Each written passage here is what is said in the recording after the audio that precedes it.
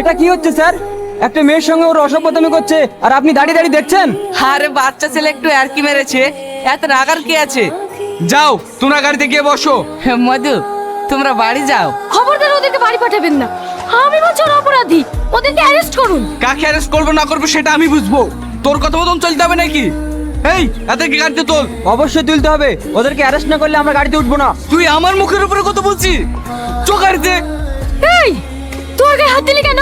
তোর এত বড় হাসপাতাল, তুই একটা পুলিশের কলার ধরছি? ছাড় বলছি, কলার ছাড়। আগে জবাব দে, তুই কেন ওর গায়ে হাত তুললি?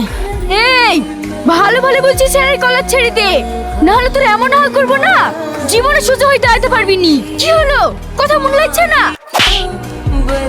ছাড়। এই তুই বিশাল বড় ভুল করলি আমার গায়ে হাত দিয়ে। তুই আমাকে চিনিস না, কালকের মধ্যে যদি তোর বংশ আমি না ধ্বংস করতে পারি